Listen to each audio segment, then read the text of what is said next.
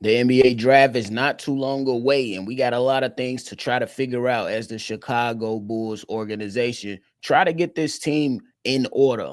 And it's being reported by Brett Siegel that the Chicago Bulls still have Egor Demin as a priority for the NBA draft. And then my man's Austin McGee from Pimpin' Ain't Easy suggested that the Chicago Bulls are possibly looking at the wrong wing to bring to the Chicago Bulls team. Noa Essengue now on the Chicago Bulls radar. Let's go ahead and talk about it. But before we do, you know you gotta hit the music first.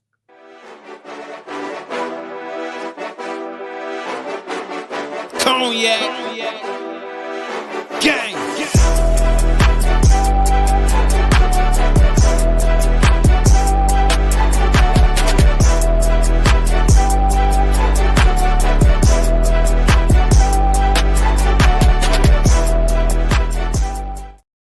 Got Boys Podcast with the Cognac Boys. I'm Cognac Boy Bobby, and I'm holding it down on another daily episode. So if you tuned in with me today, make sure you go ahead and hit that like button and subscribe to the channel. Man, the support has been great. We appreciate y'all. We appreciate y'all for etching us closer and closer to getting that AK goal. Hey, we know we're going to hit it with all that support that's out there around Bulls Nation. So shout out to y'all. But hey, let's talk about Egor Demin. This is a guy that I was like, man, is this guy Josh Giddey 2.0? That's exactly what I seen when I looked at Egor Demin. Don't necessarily know what the young fella is going to bring to the Chicago Bulls. If the Chicago, well, I don't want to necessarily say don't know what he's going to bring. I don't know what kind of role the Chicago Bulls are going to map out for a guy like Egor Demin. Just to be clear on that, what I do know is that he's going to bring some of that great playmaking ability that could be useful for the Chicago Bulls. The offensive game is there. She definitely needs to fine tool some things. We'll have questions about the defense for sure, but a young player coming into the NBA, they typically a lot of them have things to improve on. And I expect Egor Demin to be one of those guys to really hone in on the things necessary to be a good basketball player, simply because he comes in this draft already as one of, if not the best playmaker in this draft. But from Brett Siegel, we had heard some things, and he was doing a little Q&A on X yesterday, and people were just asking him a number of questions. Somebody asked him, hey, what about the Chicago Bulls? What are you hearing? My man's Brett Siegel pretty much said this: Bulls will likely bring back Josh Giddey on a new contract. Kobe White's future is in the air. Chicago wants versatile players who can wear multiple hats. Egor Demin is a name that keeps being brought up for the Chicago Bulls when talking with league personnel.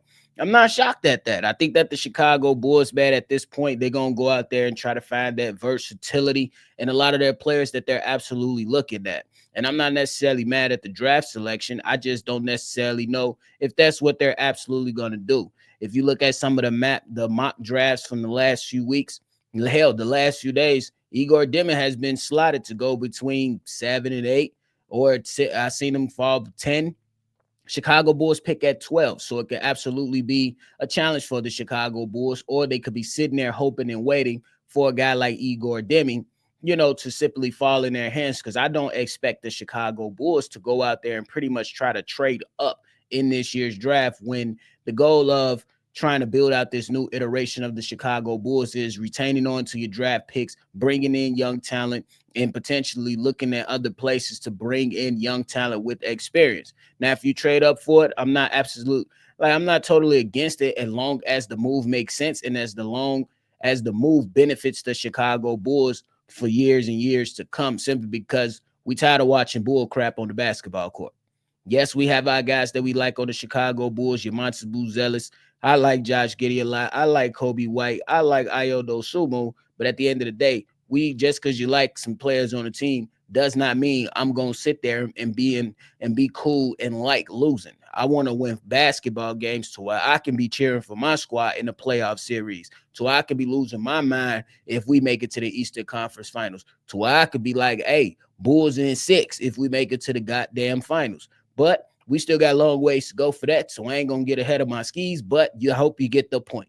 The point is that I hope whatever decision that they make, I think that the Chicago Bulls need to be firm in it, and they need to make good decisions. Because if we're going down with the draft picks, what the Chicago Bulls have looked like, it's been a lot of hits Well, it's been some hits, it's been some misses. We'll just chalk it up to that. Because if you go back and you look at the history, you say Ayo Dosumu, that's a hit. But if you look at Patrick Williams, that's a miss. De La Terry, we still out on that, but we got to chalk it up as a miss for right now. And we'll see what happens with that. Montes Buzelis in year one appears to be a hit. We'll still allow the young player to grow and go out there and see if he can be, a transcendent player that we can continue to build around for years and years to come, which I absolutely believe that he will thrive. And I believe that Montes Buzelis is only going to get better and better. But again, it's not my belief. It's actually on the player. He's going to have to do that. But I think that if the Chicago Bulls go and draft Egor Demin, look, I think it's a solid move. Does it makes the most sense? No, it doesn't make the most sense. But I think it's a solid move. You get a player in there, he has the height, he has the length, he has some shooting ability a little bit there. You know what I'm saying? The form looks really good. Didn't shoot a really good percentage at college, but with some fine tuning, with some coaching, and some work, I think that he can get that up. One thing you can't coach is that damn playmaking ability that he's gonna come in with. Not a lot of guys can play make like Egor Demin coming out of college.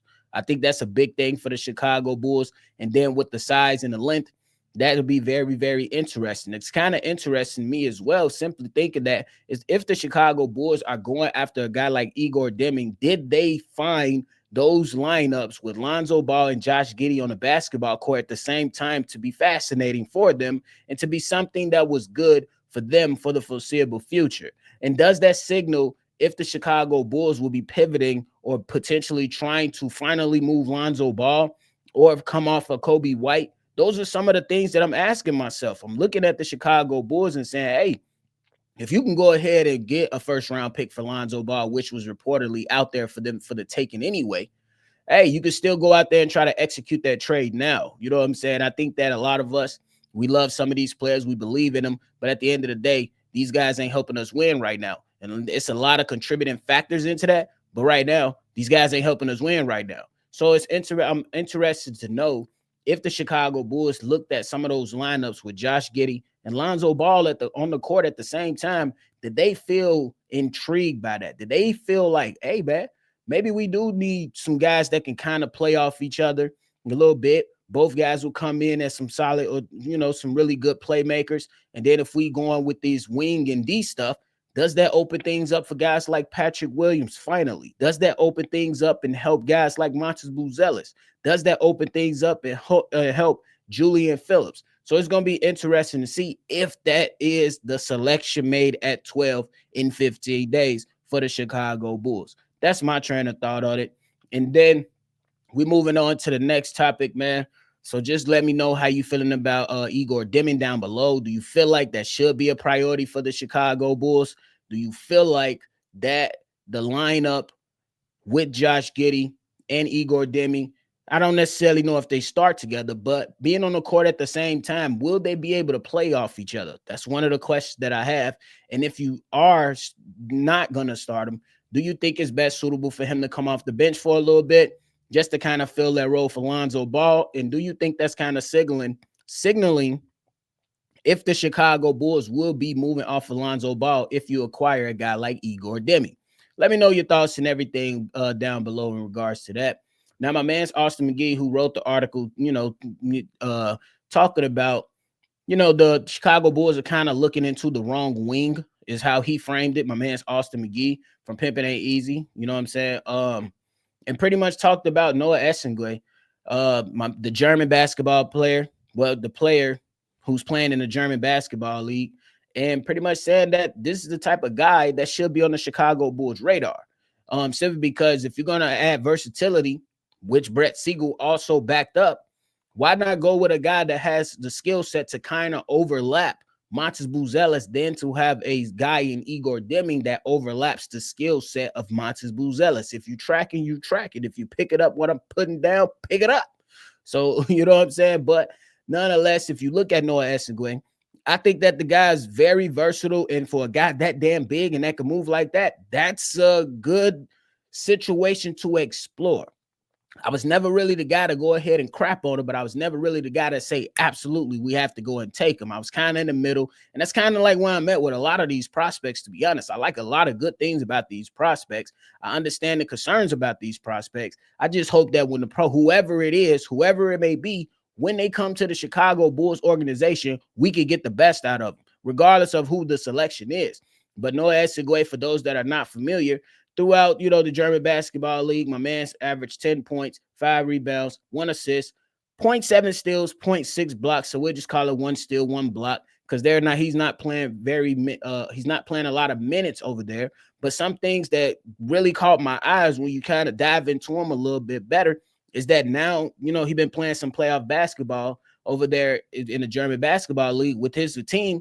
On June 3rd, my man's in the playoffs, dropped 22 points and 14 rebounds. Very, very impressive. I'm pretty sure that tension is heightened. That style of play is being monitored at a more higher level than, say, at a regular season. And then you also look at one of his latest games on June 7th. In just 21 minutes, my man's dropped 17 points, 1 assist, 9 rebounds, 1 block, shot 66% from the three by going 2 for 3 from the three.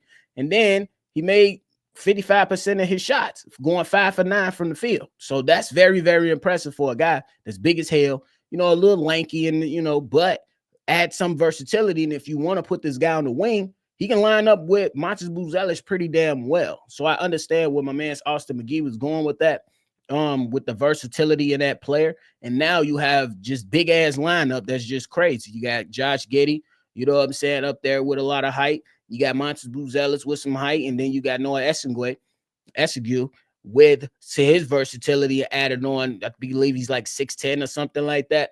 So you added on that, and now you got a point guard that's big as hell at like 6'8", 6'9", I believe Josh Giddey is. Montes Buzelis 6'10" or something around there, and then Noah with the same damn thing. So now you just got these big ass guys on there, and you'll look a lot bigger going out and facing teams. And that could be a good thing, could be a bad thing if guys are not capable of sliding their feet. I see Montes Buzelis be willing to stick some defense. I see Josh Giddey be able to step up and stick some solid defense. Now it's going to be about if the Chicago Bulls place this guy on their radar with the versatility, because that kind of seems like what they're leaning into, a guy that can add that versatility.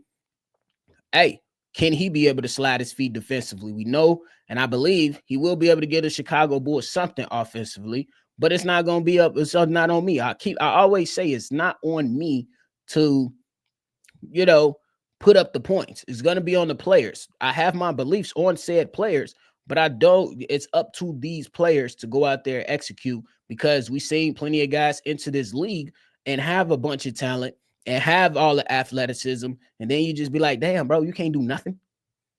They're like, damn, bro, you can't do nothing. We got one on our team. Just I'll let you figure who that is. I ain't gonna keep crapping on them, at least not for today. Maybe tomorrow. We'll talk about it tomorrow, maybe. But y'all know who I'm talking about. It's all the athleticism, all the strength, the physical attributes. Some of that shit don't mean nothing if you ain't doing your job. What's your job? You know what I'm saying? So, but yeah, I think it's very, very interesting for the versatility aspect for the Chicago Bulls and wanting to pivot into that direction.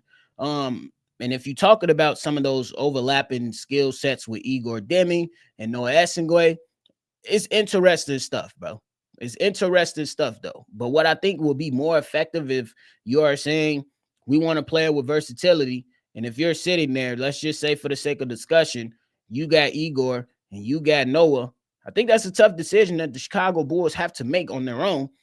But if you ask me how I'm looking at it, I say you go with the big man and keep the ball in Josh Giddey's hands. That's just how I'm looking at it. It's not necessarily a bad thing if the Chicago Bulls go the other direction and draft Egor Demin.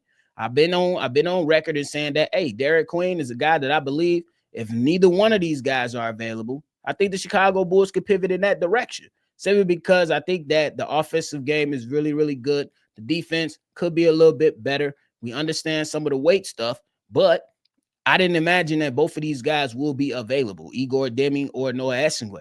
I didn't think that both of these guys would be available. So if I'm saying the next best player available after those two that fits and, you know what I'm saying, is the best player, will be Derek Queen. But I don't know if the Chicago Bulls feel that way. Hell, some of y'all don't even feel that way. And that's okay. Everybody's going to have their preferences. That's just what it is at the end of the day.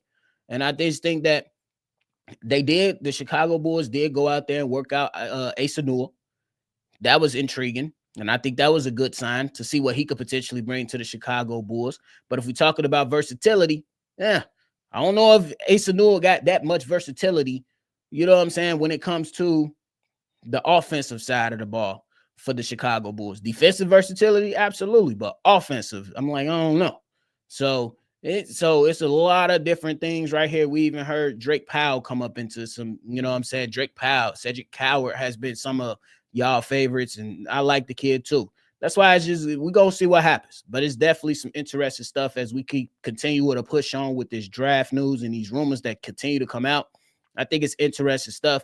I love to talk about it because you hear so many great opinions. And I think that sometimes people go overboard.